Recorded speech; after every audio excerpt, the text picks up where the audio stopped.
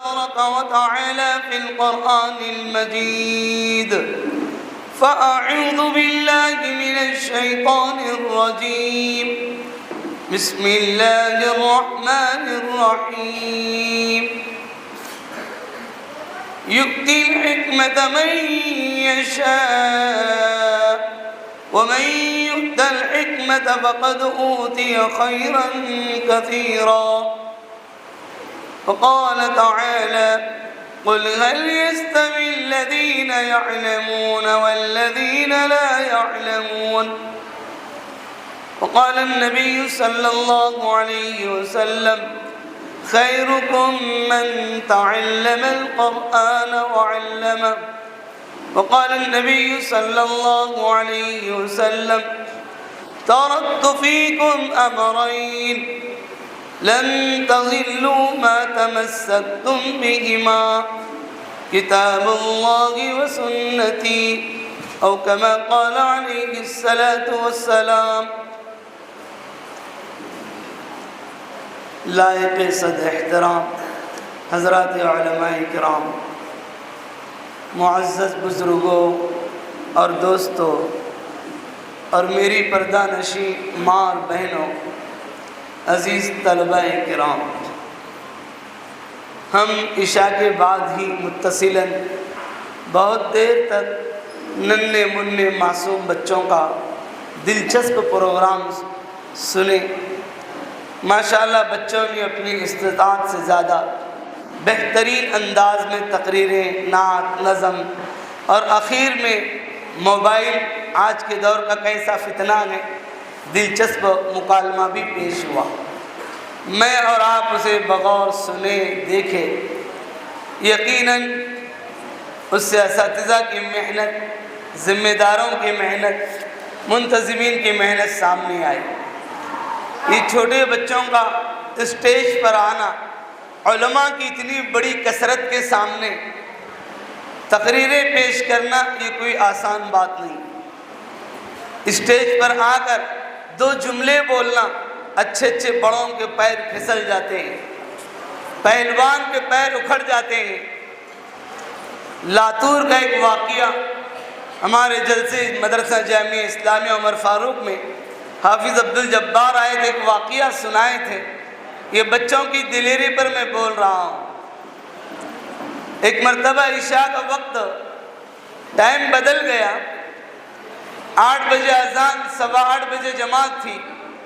ذمہ داروں نے کہا کہ امام صاحب آئندہ کل سے 8:15 بجے اذان اور 8:30 بجے جماعت ہوگی، اس طرح اعلان کر دیں. امام صاحب کہنے لگے بھئی اعلان تو مؤذن صاحب کریں گے. مؤذن صاحب سے کہا، مؤذن صاحب گھبرانے لگے، میں کیا اعلان کروں؟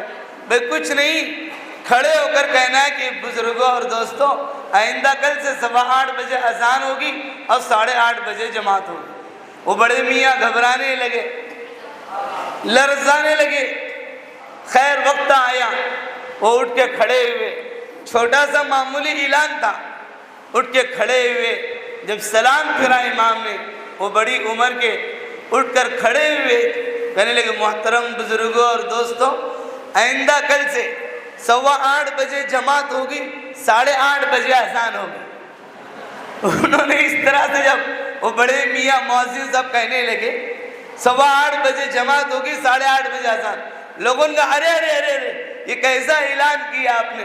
پہلے نماز پڑھیں گے بعد میں اذان دو گے؟ کہ نہیں نہیں نہیں نہیں. ہاں پھر وہاں بدل کہنے لگے 8:15 بجے اذان ہوگی، 8:30 بجے جماعت. یہ واقعہ سنانے کا مطلب یہ ہے کہ بڑا سے بڑا آدمی لڑکھڑا جاتا ہے، کہنا کچھ چاہتا ہے، کہہ کچھ دیتا ہے. ایک مرتبہ پہلوان سے کہا گیا آؤ اسٹیج پر 4 جملے آپ بات کرو. وہ آئے. حضرت کشتیوں میں تو اچھے اچھے پہلوان کو گرا دیتے، لیکن جب اسٹیج پر آئے تو پیر تھر تھرانے لگے. آئے، آ کر کھڑے ہو کر کہا بھائی سب لوگ ورزش کرتے رہو. اتنا بولے اور نیچے اتر گئے. یعنی پہلوان میں کچھ نہیں بول سکا. خیر یہ ماشاءاللہ بچوں نے بہت اچھا پروگرام کیا، اللہ بے حد مبارک فرمائے. ان کے اساتذہ کو بھی بے انتہا قبول فرمائے، ذمہ داروں کو. ماشاءاللہ دوستو، آج علم کا خزانہ، مجھے آج چونکہ ایسی مجلس میں جلسے میں شاہباد میں پہلی مرتبہ حاضری کی سعادت ملی. علماء کی اتنی بڑی کثرت ابھی لگاتار 2 تاریخ فروری کے یعنی شعبان سے لگاتار ایک دن شولاپور میں 2 دن کہیں باہر, پھر ابھی بیچ میں ناندیڑ 3 دن, کرمالا, داؤن, پونا یہ رہے. آج یہاں اگر داؤن میں بڑے کثرت دیکھا علماء کی, اس کا 4 یا 6 گنا اسٹیج تھا, بڑی تعداد. پھر یہاں بھی دیکھا, پھر حضرت مفتی احمد اللہ صاحب کی بات سن رہا تھا, میں بیچ میں تھوڑا وضو کر کے آنے گیا تھا تو علماء ایک آواز پر آتے ہیں, لبیک کہتے ہیں, اور آ کر سامنے بٹھایا جا رہا تھا. دوستو یہ بھی بہت قابل مبارکباد ہے. علماء آئے, اتنی دیر سے پروگرام سن رہے, نہ جانے کون کتنی مشغولیت میں ہوگا. ہمارے شہر شولاپور میں اتنا لمبا پروگرام نہیں چلتے, 10 بجے پورا بس, 10 ہوا کہ لوگ بس کہتے ہیں, بس دعا اور فوراً نکلنا. ابھی مولانا خلیل احمد دیوا تشریف لائے تھے, دارالعلوم فلاح دارین ترکے سر, لڑکیوں کے ادارے کا جلسہ تھا, ختم بخاری, ہم بھی وہاں خصوصی مہمان تھے, بیٹھے بازو. اب وہ پروگرام اتنا لمبا چلا, حضرت کو صرف 20 منٹ کے اندر ہی ختم بخاری بیان سب کو لپیٹنا پڑا, 10 بجے بند.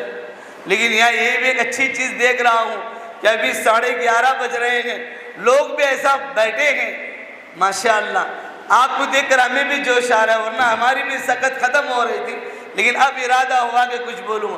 میں سوچ رہا تھا بچوں کا اتنا لمبا پروگرام گیا, پھر مفتی احمد اللہ صاحب بھی ایک ایمان افروز بیان, پرمغز تعلیم کی اہمیت, بچے کی قربانی, ماں باپ کی مثالی قربانی سے بچے کیسے بنتے ہیں انہوں نے کہا.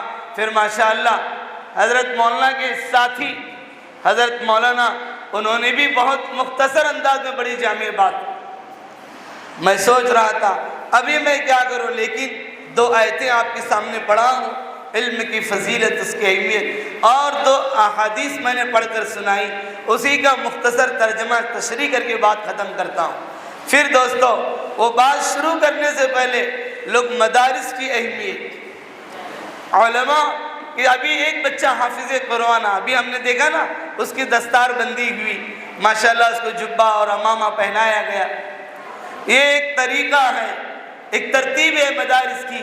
یہ پیارے آقا صلی اللہ علیہ وسلم سے سنت چلی آ رہی. بچہ حافظ قرآن ہو, مدرسہ تحفیظ القرآن کے سالانہ اجلاس میں اور آپ شریک ہیں, ایک بچہ حافظ قرآن ہوا, اس کے بھی اکابر علماء کے ہاتھوں دستار بندی ہوئی. میں نے خطبات ذوالفقار میں ایک ملفوظ پڑھا, حضرت مولانا پیر ذوالفقار صاحب نقشبندی دامت برکاتہم, خطبات ذوالفقار ایک لمبی بڑی تعداد میں 30 جلدوں میں گویا وہ موجود ہے. اس میں کہا کسی مدرسے سے 100 سال میں ایک بچہ اگر حافظ قرآن ہوتا ہے وہ مدرسہ اپنے مشن میں کامیاب ہے. یہاں تو ہر سال کئی بچے حافظ قرآن ہوتے ہوں گے, مدارس سے مسلسل حافظ ہوتے چلے جاتے ہیں. دوستو آج قوم نے, آج میں اور آپ نے ہر چیز کی عظمت سمجھ لی. اگر نہیں سمجھی تو مدارس و مکاتب کی اہمیت کو نہیں سمجھا. اس لیے مدارس و مکاتب کی قلوب میں عظمت بھی نہیں ہے. حضرت ابھی فرما رہے تھے نا, ایک روٹی اتنی جگہ مدرسے کو دے دو. دوستو اگر ہم مدارس کی اہمیت کو جانتے نا, خدا کی قسم مال تو چھوڑو جانے قربان کرتے. صحابہ کرام رضوان اللہ علیہم اجمعین پیارے آقا صلی اللہ علیہ وسلم کے مہمان پر, آپ کو واقعہ معلوم ہوگا, ایک مہمان کی مہمان نوازی کے لیے کون ہے خوش نصیب جو آج پیارے آقا صلی اللہ علیہ وسلم کے مہمان کی مہمان نوازی کرے. ایک انصاری صحابی کھڑے ہوئے, لیکن وہ پہلے گھر گئے, پوچھا کچھ ہے, کہنے لگے نہیں, یہ گھر میں بیوی نے بتایا اتنا ہے کہ صرف بچے کھا سکتے ہیں, باقی ہمارا کچھ نہیں. فرمایا بچوں کو بہلا پھسلا کر سلا دو, یہ مہمان رسول کی عظمت دیکھو, ان کے کھلانے کا شوق. فرمایا سلا دو, میں مہمان کو لے آتا ہوں, اور جب ہم بیٹھیں گے کھانا پیش کرنا, مغرب کے بعد اندھیرا ہو جائے گا, پھر اور تم چراغ کو ٹھیک کرنے کے بہانے سے گل کر دینا, بجھا دینا, اور وہ کام کرتے رہنا. وہ کھانا ایک ہی مہمان کے کھانے کے لائق ہے نا, تو پھر وہ مہمان کو سامنے رکھ دینا, میں یوں ہی ہاتھ چلاتا رہوں گا منہ کرتا, باقی وہ مہمان کھا لے گا۔ یہ سب پلاننگ ہو رہی ہے، مہمان کو لائے، گھر میں بٹھائے، اچھا کھانا بیوی نے پیش کیا، بچوں کو بہلا پھسلا کر سلا دیا۔ یہ صرف میں اشارہ کر رہا ہوں، بیٹھے کھانے، بیوی نے بھی کیا ایمان ہوگا اور کیسا ان کا ایمان بنا ہوا تھا اندازہ لگاؤ۔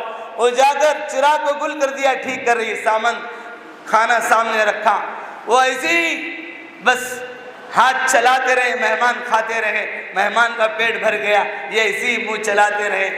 اندھیرے میں کوئی نہیں دیکھ رہا تھا، لیکن رب ذوالجلال وہ پوری نگاہوں میں تھا، وہ علیم بذات الصدور ہے۔ خیر یہ ہوا، لے جا کر مہمان کو چھوڑے، رات میں قرآن کی آیتیں نازل ہوئی، پیارے آقا نے صبح میں بشارت دی، والذین یؤثرون علی انفسہم ولو کان بہم خصاصہ۔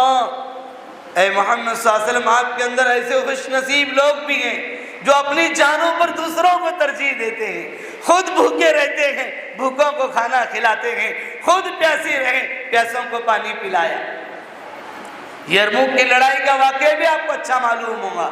حضرت ابو جہم رضی اللہ تعالیٰ عنہ فرماتے ہیں، میں نکلا تھا اپنے چچازاد بھائی کو ڈھونڈنے، اگر وہ زخمی پڑے ملے تو پانی پلا دوں، مشکیزے میں پانی لے کے نکلے، پہنچے میدان کارزار میں، دیکھا چچازاد بھائی تڑپ رہے ہیں، جان نکلنے کو ہے، پانی لے کر پہنچے، پانی دے رہے ہیں، ضرورت تھی شدید، اشارہ کیا بازو والے نے، پانی مانگا تو فرما پہلے اس سے لے جاؤ، وہاں لے کر گئے، ابھی دے ہی رہے تھے کہ تیسرے نے آواز دی الماء، دوسرے نے تیسرے کی طرف اشارہ کیا، جاؤ وہاں دے دو، وہاں پہنچے ہی تھے کہ جان نکل گئی، پلٹ کر دوڑ کر دوسرے کے پاس آئے تو ان کی بھی روح نکل گئی۔ اب پہلے اپنے چچازاد بھائی کے پاس آئے تو کیا دیکھتے ہیں، ان کی بھی روح پرواز کر گئی، پانی جیسا کا ویسا رہا، دونوں نے جان دے دی، فرمایا دی بھی اسی کی تھی، حق تو یہ ہے کہ حق ادا نہ ہوا، یہ کہتے ہوئے چلے گئے، جان دے دی، دی بھی اسی کی تھی، حق تو یہ ہے کہ حق ادا نہ ہوا۔ خیر میں اس پر سنا رہا ہوں، یہ تھے صحابہ کرام رضوان اللہ علیہ، ان کی قربانیوں کے برکت سے دین ہم تک آیا۔ پھر دوستو یہ مدارس کیسے قسم پرسی میں چل رہے، کسی کو احساس نہیں ہوتا، یہ بوریا نشین اور کتنے تو جھوپڑیوں کی شکل میں، کتنے تو چھپروں کی شکل میں، اور بہت مضبوط اور شاندار عمارتوں اور قلعے کی شکل میں۔ یاد رکھو یہ دین کے حفاظت کے قلعے ہیں، یہ مین پاور ہاؤس ہے۔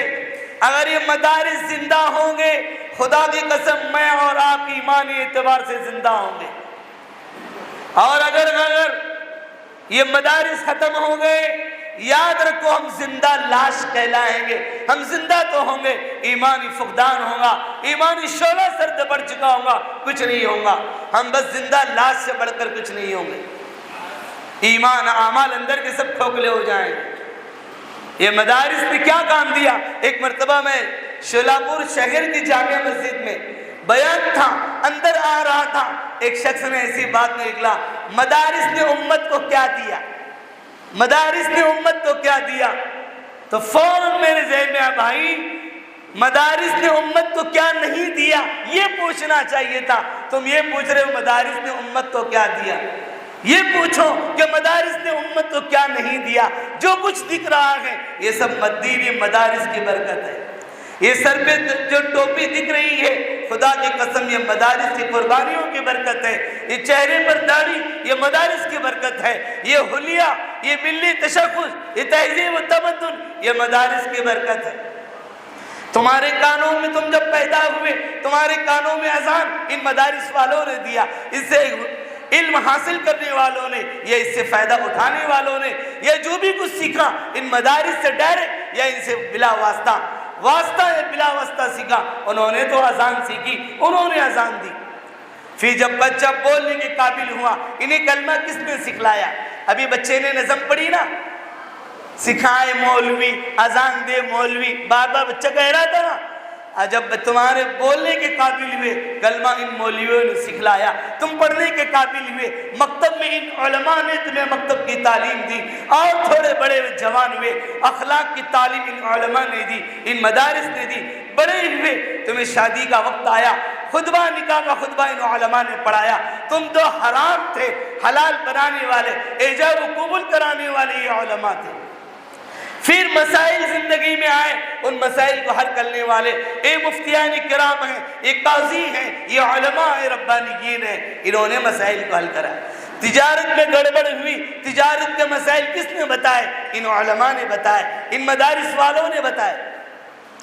پھر آگے چل کر فرمایا جنازہ ہوا. میں کہتا ہوں جنازے کو کس نے نہلایا, دھلایا, کس نے دفنایا اور کس نے کفنایا, اور کون شریعت اور سنت کے مطابق قبر میں اتارا. کتنی مرتبہ لوگ کفن سیدھا دفنانے بھی نہیں آتا, ان کو کہنا پڑتا نہیں سینہ قبلے کی طرف کرو, چہرہ قبلے کی. یہ سارے پیدائش سے لے کر قبر میں پہنچنے تک.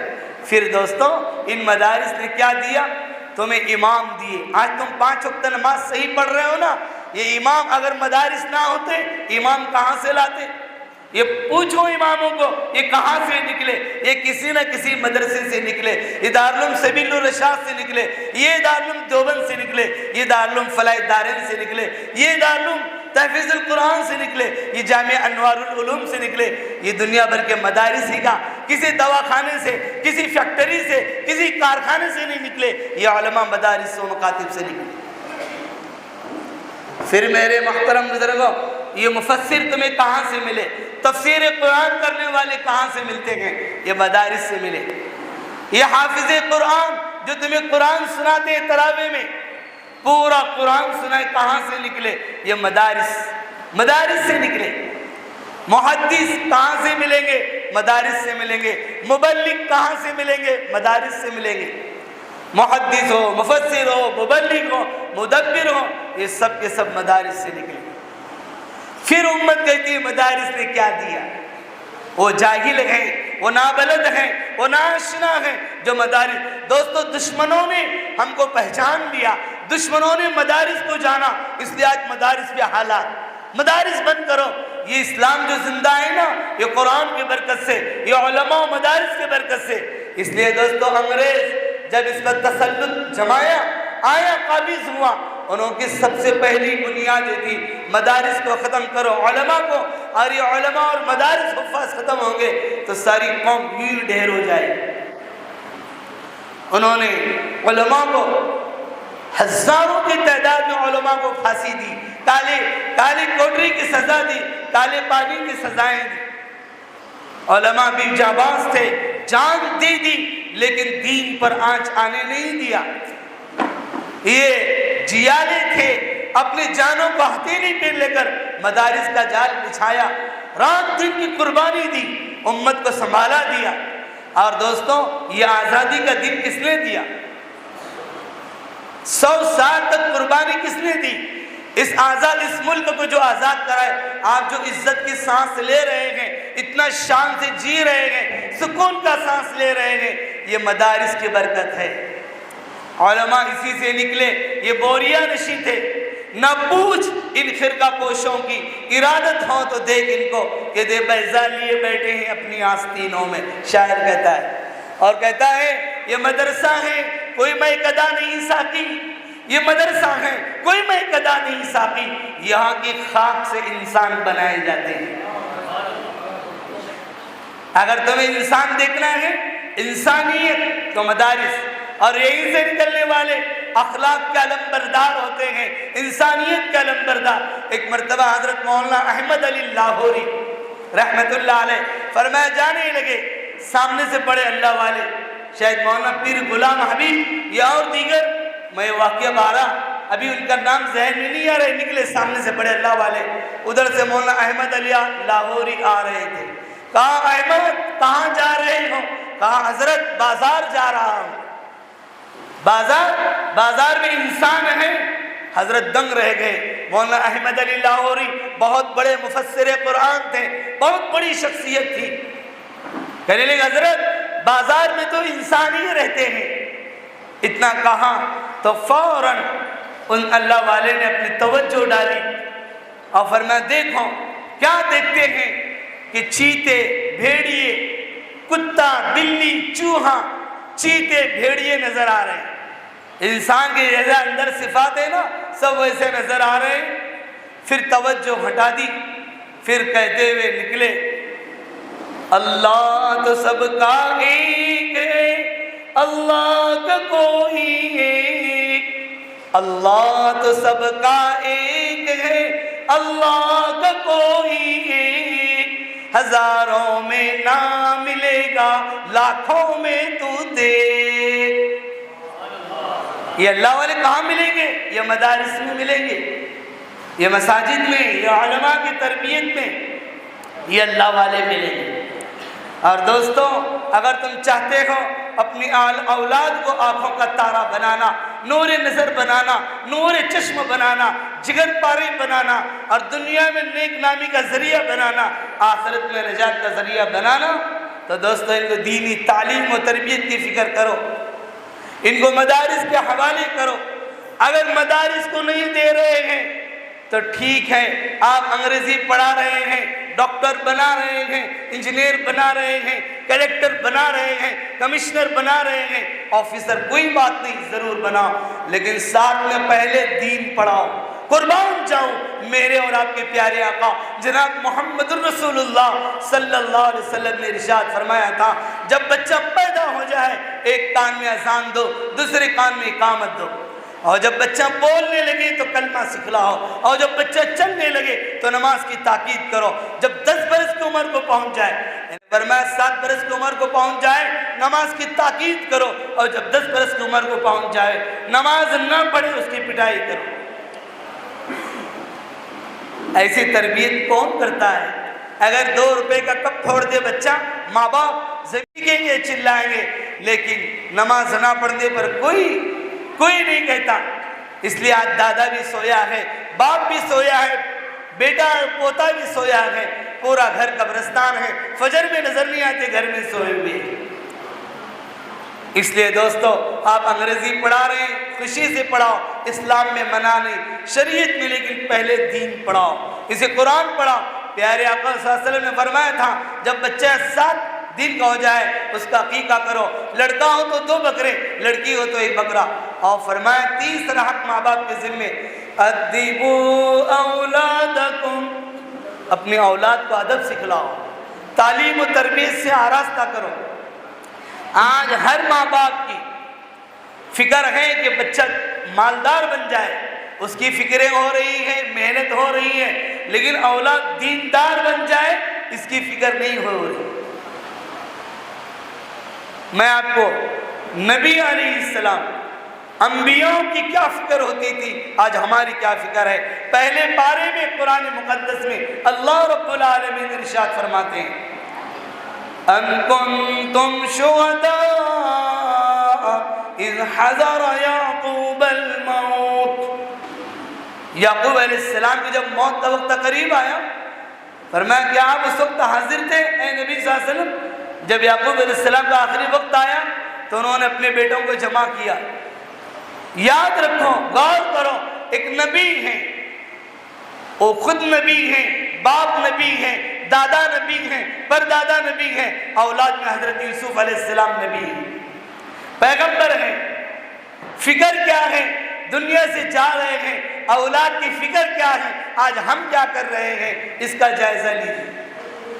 فکر ہے تو یہ فکر ہے، اذ قال لبنیہ ما تعبدون من بعدی، اس وقت وہ یاد کرو جب انہوں نے اپنے اولاد کو جمع کیا، پوچھا بیٹوں سے بیک زبان ہو کر، ما تعبدون من بعدی، اے میرے لخت جگرو، اے میرے نور نظرو، اے میرے جگر پارو، بتاؤ تم میرے بعد کس کی عبادت کرو گے؟ یہ نہیں پوچھا ما تاکلون من بعدی، میرے بعد کیا کھاؤ گے؟ ما تسکنون من بعدی، میرے بعد کہاں رہو گے؟ یہ نہیں پوچھا، لیکن یہ ضرور پوچھا ما تعبدون من بعدی، میرے بعد تم کس کی عبادت کرو گے؟ جیسا باپ ویسے بیٹے، تربیت مثالی بھی تھی، گھرانہ مثالی تھا، فوراً بیک زبان ہو کے بیٹوں نے جواب دیا، قالوا نعبد الہک و الہ آبائک ابراہیم و اسماعیل وإسحاق إلها واحدا۔ ابا جان آپ کیسی بات پوچھتے ہیں؟ ہم نے اپنے باپ دادا کو دیکھا ایک معبود کی عبادت کرتے ہوئے، ابراہیم علیہ السلام، اسحاق علیہ السلام، یہ ساروں کو دیکھا ایک اللہ کی عبادت کرتے ہوئے، ہم اسی ایک اللہ کی عبادت کریں گے۔ بس ٹھنڈی سانس لی، جاؤ میں نے اللہ کے حوالے کیا، وہ خالق ہیں، وہ مالک ہیں، وہ رازق ہیں، وہ فرمایا ہر ایک کا انتظام کرتا ہے۔ ایسی فکر ہماری اور آپ کی ہونا چاہیے، اولاد کو دیندار بنائیں، اولاد کے دل میں اللہ کی محبت ہو، اللہ کی معرفت ہو، رسول کی محبت ہو، قرآن کی عظمت ہو۔ بس دوسری حدیث جو میں نے پڑھی تھی وہ تھوڑی بتا کر بات ختم کر دوں گا۔ پیارے آقا صلی اللہ علیہ وسلم نے فرمایا، اے لوگوں میں دو چیزیں تمہارے درمیان چھوڑے جا رہا ہوں، ترکت فیکم امرین، یہ دو چیزیں میں تمہارے درمیان چھوڑے جا رہا ہوں۔ اور فرمایا پیارے آقا صلی اللہ علیہ وسلم نے 1400 سال پہلے امت کو بتلا گئے، جب تک تم مضبوط پکڑو گے دنیا کی کوئی طاقت تمہارا کچھ نہیں بگاڑ سکتی، تمہارے قدم ڈگمگا نہیں سکتے، تم گمراہ نہیں ہو سکتے جب تک کہ تم مضبوط پکڑو گے۔ لن تضلوا، لن کا ترجمہ ہے، فرمایا لن، لام تاکید، بانون تاکید، فرمایا اس میں ہرگز ہرگز ہرگز تم گمراہ نہیں ہو سکو گے، ما تمسکتم بہما، جب تک تم اسے مضبوط پکڑو گے۔ لیکن کاش امت اسے مضبوط تو پکڑنا دور کی بات ہے، آج امت نے اس کو بھلا دیا، اکثر قرآن سے دور زندگی ہے، قرآن و سنت سے کوسوں دور۔ صحابہ کرام رضوان اللہ علیہم اجمعین قرآن کو زندگی میں اتار کر، سنتوں کو زندگی میں بسا کر رضی اللہ عنہم ورضوا عنہ کا پروانہ ملا، دنیا میں جنت کی بشارت ملی۔ لیکن آج ہم انہی دو چیزوں کو چھوڑے رکھا ہے، نہ قرآن ہماری زندگی میں ہے، نہ سنتیں ہماری زندگی میں ہیں۔ دوستو اس جلسے سے ایک سبق لے کر جاؤ کہ بھائی قرآن، پیارے آقا صلی اللہ علیہ وسلم نے قرآن کو مضبوط پکڑو۔ کیا قرآن کو پڑھو، تجوید کے ساتھ قرآن پڑھو، اسے سمجھو، اس کے احکامات پر عمل کرو، اس کو اپنی زندگی میں اتارو، اس کے پیغام کو امت تک پہنچاؤ۔ اور فرمایا تم نہیں پہنچا سکتے، یہ مدارس پہنچا رہے ہیں، ان مدارس کی خدمت کرو۔ ایک جگہ قرآن پاک میں اللہ کا ارشاد ہے، اِنَّا نَحْنُ نَزَّلْنَا الذِّكْرَ وَإِنَّا لَهُ لَحَافِظُونَ، بے شک ہم ہی نے قرآن کو نازل کیا اور ہم ہی قرآن کی حفاظت کرنے والے ہیں۔ اور فرمایا جب قرآن کی حفاظت ہوگی نا، قرآن پر چلنے والوں کی بھی حفاظت ہوگی، قرآن کو پکڑ کے رہنے والوں کی بھی حفاظت ہوگی۔ چونکہ قرآن کی نسبت جب جڑ جاتی ہے نا، فرمایا اس پٹے کی بھی عظمت بڑھ جاتی ہے، اس جزدان کی بھی عظمت بڑھ جاتی ہے، اس کا بھی ادب کیا جاتا ہے۔ اس لیے میرے محترم بزرگوں، ان مدارس کو معمولی مت سمجھو، ان مدارس کو حقارت کی نگاہ سے مت دیکھو۔ یہ علماء فرمائے ان کی دنیا میں بھی ضرورت پڑے گی اور جنت میں بھی ضرورت پڑے گی۔ ابھی وقت نہیں ہے تفصیل کا، وقت ہو رہا ہے دوستو۔ اس لیے علماء کے ہمیشہ، پیارے آقا صلی اللہ علیہ وسلم نے حدیث میں فرمایا کن عالماً، عالم بنو، عالم نہیں بن سکتے، او متعلماً، طالب علم بنو، طالب علم بھی نہیں بن سکتے تو فرمایا او مستمعاً، سننے والے بنو، علماء کے مجلس میں شرکت کرنے والے، ان کے بیانات کو سننے والے، سن کر عمل کرنے والے بنو۔ اور اگر یہ بھی نہیں ہو سکتا نا، او مستمعاً، فرمایا یہ بھی نہیں ہو سکتا، او محباً، تو اس کو غور اور دھیان سے، اور فرمایا ان کو چاہنے والے بنو، ان کو محبت کی نگاہ سے دیکھنے والوں، تب بھی بیڑا پار ہو جائے گا۔ لیکن دوستو اگر بغض اور عناد علماء کے ساتھ ہوگا تو ہلاک و برباد کر دیے جاؤ گے، یہ بھی حدیث پاک میں آتا ہے۔ اس لیے دوستو ان مدارس کے ساتھ ہمارا تعلق کیسا ہونا چاہیے؟ جیسے پھول کا خوشبو سے ہے، جیسے جسم کا روح سے ہے۔ اگر پھول کو جدا کر دیں گے تو روح اس کی خوشبو نکل جائے گی، ایسی جسم سے اگر جان نکل جائے گی، جسم بے جان کا کوئی نہیں، اس کو لوگ نہلا دھلا کر قبر میں اتار دیتے ہیں۔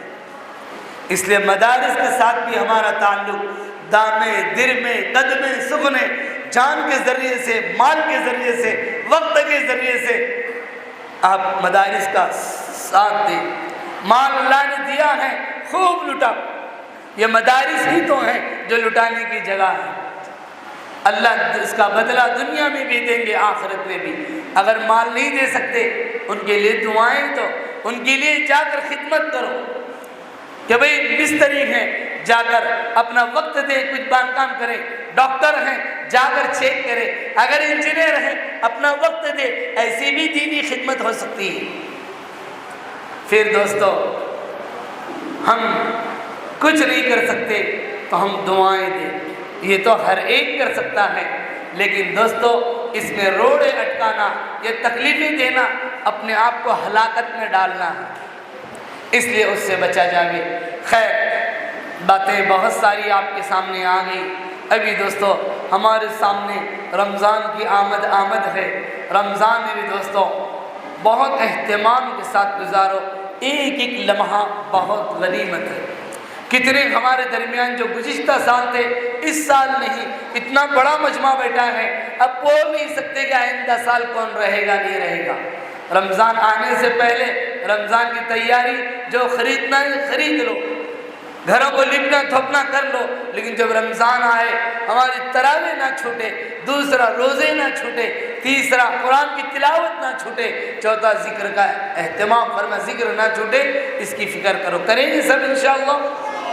پیارے آقا صلی اللہ علیہ وسلم رجب کا چاند دیکھ کر دعائیں مانگتے ہیں، رجب سے ہی رمضان کی تیاری شروع ہوتی۔ رمضان آتا ہے تو بے پناہ عبادت کا عالم بڑھ جاتا اور ہمارے بازاروں میں گھومنا بڑھ جاتا ہے۔ آخر عشرے میں اعتکاف کرنا ہے، ہم تو بازاروں کے چکر لگاتے رہتے ہیں۔ بازاروں سے بچا جائے، اپنا وقت زیادہ سے زیادہ عبادت میں، تلاوت میں، ذکر میں کیا جائے۔ کریں گے سب انشاءاللہ۔ میں سمجھتا ہوں وقت بہت زیادہ ہوا، لیکن آپ میں سے پتہ نہیں کون اتنا شوق سے سن رہا ہے، عظمت کے ساتھ، اخلاص کے ساتھ، تو بولتے چلے گئے۔ خیر عمل کرنے والوں کے لیے تھوڑا بھی بہت ہے، عمل نہیں کرنے والوں کے لیے پوری رات بھی ناکافی ہے۔ بس تو اللہ تعالیٰ مجھے بھی اور آپ کو بھی کہنے سننے سے زیادہ عمل کی توفیق عطا فرمائے۔ اللہ تعالیٰ اس جلسے کو بے انتہا قبول فرمائے، علماء کی آمد کو قبول فرمائے، اور اس ادارے کو دین دوگنی رات چوگنی ترقی عطا فرمائے۔ یہ کہ پڑھنے والے طلبہ کو، اساتذہ کو، ذمہ داران کو اللہ بے انتہا قبولیت سے آراستہ فرمائے۔ اللہ ہم سب کو اخلاص اور استقامت کے ساتھ اپنے دین کی خدمت کے لیے قبول فرمائے۔ وما توفیق الا باللہ وما علینا الا البلاغ وآخر دعوانا ان الحمد للہ۔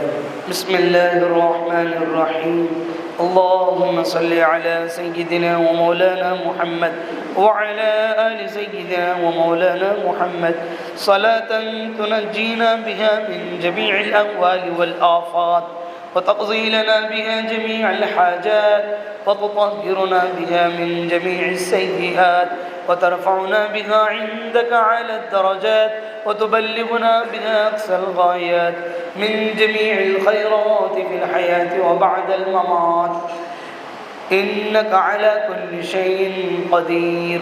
رب اجعلني مقيم الصلاة ومن ذريتي ربنا وتقبل دعاء. ربنا اغفر لي ولوالدي وللمؤمنين يوم يقوم الحساب. ربنا آتنا في الدنيا حسنة وفي الآخرة حسنة وقنا عذاب النار. ربنا هب لنا من أزواجنا وذرياتنا قرة أعين واجعلنا للمتقين إماما. يا ذا الجلال والإكرام يا حنان يا منان يا حي يا قيوم برحمتك نستغيث. يا أول الأولين ويا آخر الآخرين ويا ذا القوة المتين ويا راحم المساكين يا أرحم الراحمين. رب اغفر وارحم وأنت خير الراحمين. رب اغفر وارحم وأنت خير الراحمين. اے اللہ تم سب کے گناہوں کو معاف فرما. مولا تم سب کے خطاؤں کو درگزر فرما، اے اللہ جان کر انجان کر مولا رات کے اندھیرے میں دن کے اجالے میں، اے اللہ آنکھوں سے ہاتھوں سے پیروں سے زبان سے کان سے بے شمار گناہ سرزد ہوئے ہیں، اے اللہ تو سارے گناہوں کو معاف فرما، اے اللہ تمام مسلمانان عالم پر رحم کا کرم کا فضل کا عفو کا درگزر کا معاملہ فرما، اے اللہ جہاں جہاں مسلمان بھائی پریشان حال ہے اے اللہ ان کی پریشانیوں کو دور فرما، مولا جو مصیبت زدہ ہیں اے اللہ ان کی مصیبتوں کو دور فرما، اے اللہ جو بے روزگار ہیں تو انہیں حلال روزی عطا فرما، اے اللہ جو بے اولاد ہے تو انہیں ایک صالح اولاد عطا فرما، اے اللہ اس ہونے والے جلسے کو بے انتہا قبول فرما، اے اللہ اس کی برکت سے دین کے پھیلنے اور کھلنے کا ذریعہ بنا، اے اللہ علماء کی آمد کو بے انتہا قبول فرما، مولا اس میں کہنے سننے کو بے انتہا قبول فرما، اے اللہ جو کہا سنا گیا اے اللہ اس میں لفظشوں کو تائیوں کو درگزر فرما، اے اللہ جو کچھ کہا سنا گیا اے اللہ اس پر پوری طرح عمل کی توفیق عطا فرما، اے اللہ تمام مکاتب قرآنیہ مدارس دینیہ خانقاہوں کی حفاظت فرما، مولا حرمین شریفین کی حفاظت فرما، اے اللہ وہاں کے حاضرین تمام کے لیے صفت قبولیت کے ساتھ بار بار مقدر فرما، اے اللہ اس ادارے کو بے انتہا قبول فرما، اے اللہ اسے دین دوگنی رات چوگنی ترقی عطا فرما، اے اللہ تمام مدارس و مساجد کو قبول فرما، اے اللہ اس کی مدد فرما، مولا شریروں کی شرارت سے حاسدین کے حسد سے فتین کی فطروں سے حفاظت فرما، مولا تمام مساجد و مراکز کی حفاظت فرما، اے اللہ خانقاہوں کی حفاظت فرما، اے اللہ دین کے تمام شعبوں کی حفاظت فرما، اے اللہ ہر خیر مقدر فرما، مولا ہر شر سے حفاظت فرما، اے اللہ جو مانگا وہ بھی عطا فرما، جو مانگنے سے رہ گیا تو اپنے شایان شان وہ بھی عطا فرما، جزا اللہ عنا نبینا محمد صلی اللہ علیہ وسلم بما هو أهله سبحان ربك رب العزة عما يصفون وسلام على المرسلين والحمد لله رب العالمين.